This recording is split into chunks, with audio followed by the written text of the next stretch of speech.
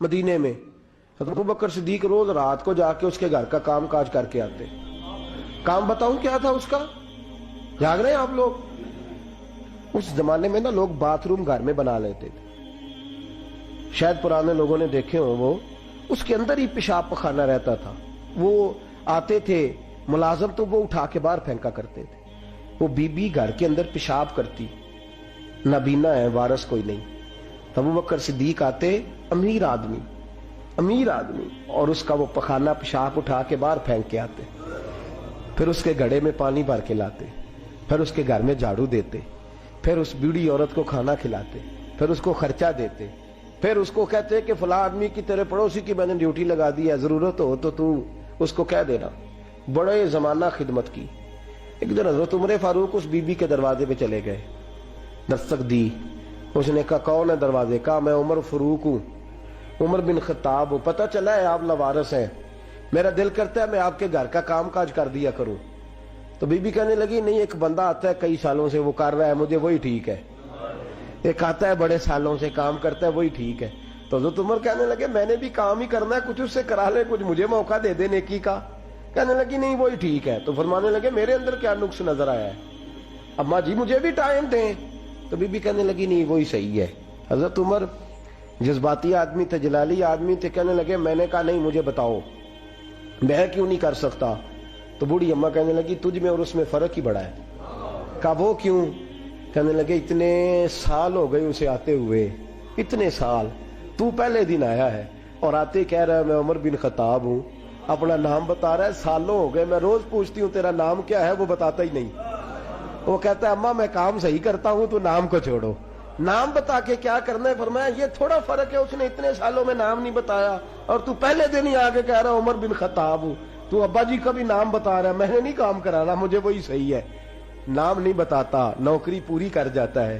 حضرت سیدنا عمر فاروق فرماتے ہیں میں تہجد کے وقت جھاڑیوں میں چھپ کے بیٹھ گیا. کہتے مسجد نبی سے وہ شخص نکلا، چہرے پہ نقاب، پیروں سے ننگا، اور میں نے اس شخص کو خرامہ اس بوڑھی عورت کے گھر کے قریب جاتے دیکھا. تو پیچھے سے جا کے میں نے کہا او مسافر چہرہ تو دکھا. تو کہتے ہیں چہرہ اٹھایا تو ابو بکر صدیق تھے، صدیق اکبر تھے. حضرت عمر فاروق فرماتے ہیں میں نے کہا تو جوتی کو اتار کے آتا ہے؟ تو کہنے لگے جوتی سے جب چلتا ہوں تو پیروں میں آواز پیدا ہوتی ہے جوتے کی وجہ سے. پڑوسیوں کو تکلیف دینے کا مقصد تو کوئی نہیں نا.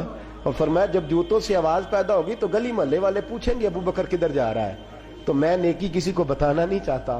تو فرمایا ابو بکر کب سے آ رہے ہو؟ فرمایا چھوڑ عمر، بس دعا کر رب میرا آنا قبول فرما لے. تو دعا کر سرکار کی بارگاہ میں حاضری صحیح لگتا ہے. چھوڑ میں کب سے آ رہا ہوں، کس وقت سے آ رہا ہوں، اس مسئلے کو چھوڑ. تو یہ دیکھ پانی پر نسویلیاں رنگا رنگ کڑے پریا اس دا جانیے جس دا توڑ چڑھے. یہ بات آپ نے درجنوں بار سنی ہے، لیکن اس پر غور تو کرو میرے دوستو کہ حضرت عمر فاروق فرماتے ہیں جن دنوں تبوک کے لیے میرے نبی نے اعلان فرمایا میرے حالات اچھے تھے، ابو بکر کے اچھے نہیں تھے.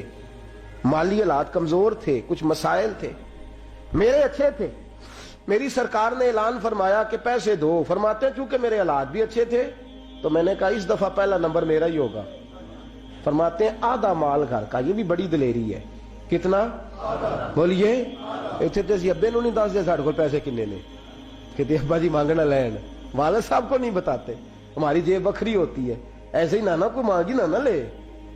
آدھا مال حضرت عمر فاروق فرماتے آدھا مال میں نے بانٹ کے حضور کی بارگاہ میں، اور ساتھ میرا ارادہ ہے کہ ابو بکر آج میں نہیں تجھے آگے گزرنے دیتا. فرماتے ہیں مال پیش کیا، تھوڑی دیر گزری تو ابو بکر بھی آ گئے.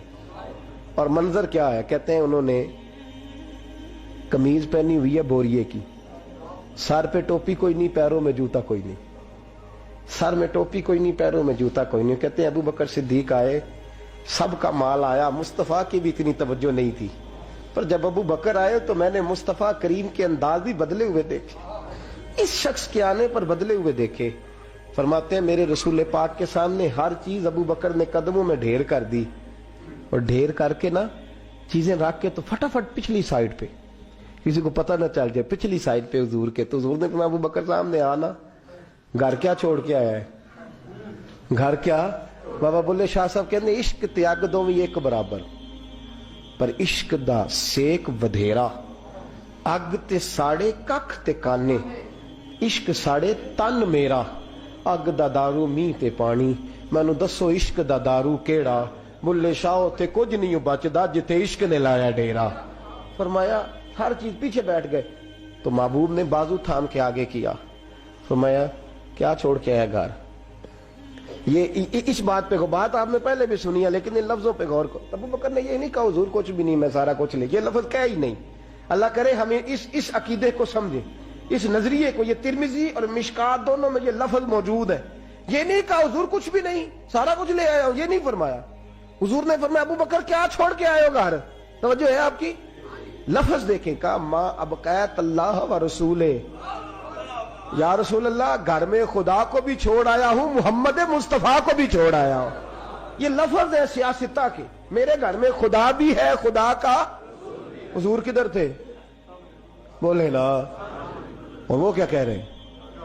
या रसूल अल्लाह मैं आपको अपने मां अबकैत अल्लाह व रसूले, मैं घर में खुदा छोड़ आया हूं, खुदा का रसूल छोड़ आया हूं। खुदा, इकबाल कहते हैं परवाने को शम्मा, बुलबुल को बूल, बस इस बस को समझना, परवाने को शम्मा, बुलबुल को फूल, बस सिद्दीक के लिए है खुदा का रसूल और बस, सिद्दीक के लिए है खुदा का रसूल और बस। ना इधर ना उधर, ना आगे ना पीछे, ना कोई चीज और चाहिए नहीं। सिद्दीक के लिए है खुदा का रसूल और फिर बस, इससे आगे दाएं बाएं किसी चीज की जरूरत है। इकबाल ने कहा तुझसे तुझी को मांग के मैंने मांग ली सारी कायनात।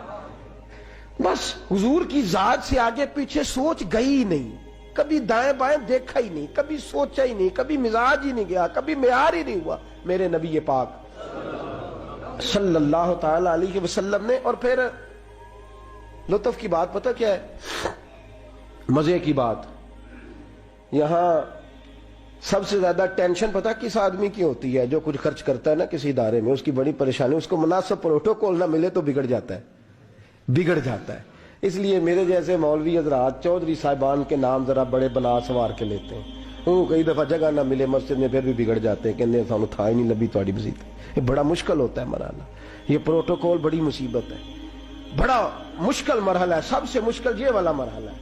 हजरत अबू बकर सिद्दीक, खर्चा सबसे ज्यादा, नौकरी सबसे ज्यादा, ताबेदारी, प्यार, फरमाबरदारी, बैठना सबसे पीछे है, पीछे होके दाएं बाएं, बताना नहीं, जिक्र नहीं करना।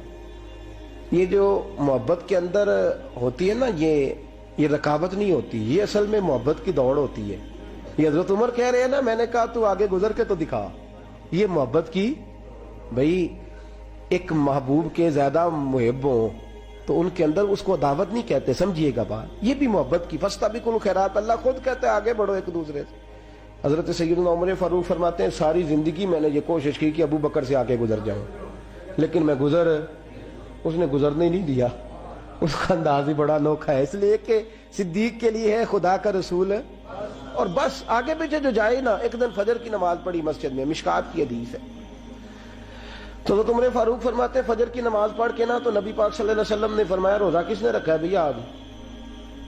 और फरमाते मेरा रात को इरादा था रख लूं, ये बुजुर्ग ने पूछा तो मेरे दिल में ख्याल है रख ही लेता तो बेहतर था, नंबर तो लग जाता ना।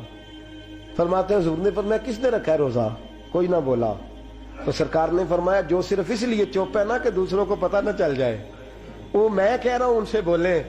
हजरत सिद्दीक अकबर ने हाथ खड़ा किया, अर्ज की सोने तेरी मौज है ना, चुप रहने का हुक्म भी तू ही देता है और बताने का हुक्म भी। हुजूर रखा हुआ है रोजा। हजरत तो सैयदना उमर फारूक कहते हैं मैंने बड़ा घूर के देखा, मैंने कहा लंघन नहीं देंदा भाई, अगे हद हो गई है। खैर कहते हैं थोड़ी देर की फजर की नमाज पढ़ी मस्जिद में, अल्लाह के रसूल ने फरमाया ये बताओ किसी ने आज किसी बीमार की तीमारदारी की है? आज टाइम क्या है? बोले सारे बोलिए, फजर की वक्त किसी ने तीमारदारी की है? तो हज़रत उमर कहते हैं सारे चुप थे, मैं बोल पड़ा, मैंने कहा हुजूर अभी तो फजर हुई है, बस से जाएंगे तो तीमारदारी भी कर लेंगे, हुजूर फजर के वक्त। तो नबी पाक मुस्कुरा के फरमाने लगे उमर तू जरा चुप तो कर। कहते मैं खामोश हो गया। तो हुजूर ने फरमाया जो चुप है ना किसी को पता ना चल जाए वो बोले। तो हजरत अबू बकर सिद्दीक ने हाथ खड़ा किया, अर्ज करने लगे या रसूल अल्लाह صلی اللہ علیہ وسلم 3 دن سے عبد الرحمن ابن عوف نماز پڑھنے نہیں آ رہے تھے مسجد میں. تو آقا میں نے رات کو پتا کیا تو مجھے پتا چلا وہ بیمار ہیں. رات عشاء کے بعد پتا کیا تو میں اپنے اس دوست کی عادت کو جانتا ہوں, وہ عشاء کے بعد جلدی سو جاتا ہے لیکن تہجد کے وقت ضرور اٹھتا ہے جتنا مرضی بیمار ہو.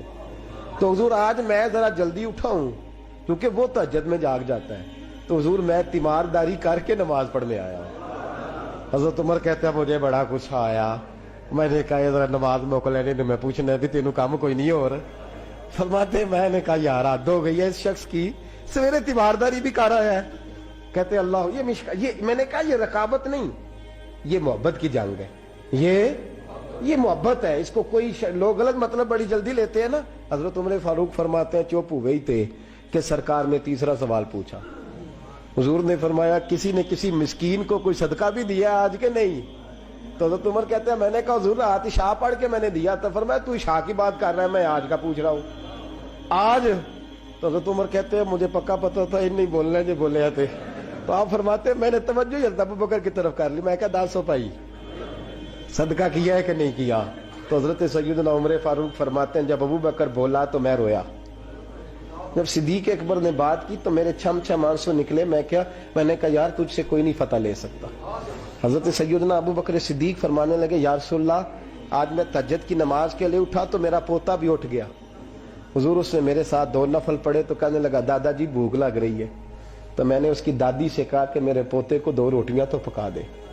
اس نے 2 روٹیاں پکائیں, ایک روٹی اس نے کھا لی, بچہ تھا, دوسری ہاتھ میں پکڑ لی.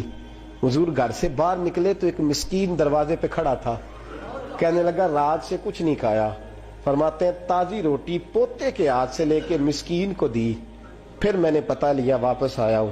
حضرت عمر کہتے ہیں پہلے میں مسکرا رہا تھا, پھر میری چیخ نکلی, میرے رسول پاک کے بھی آنسو آئے.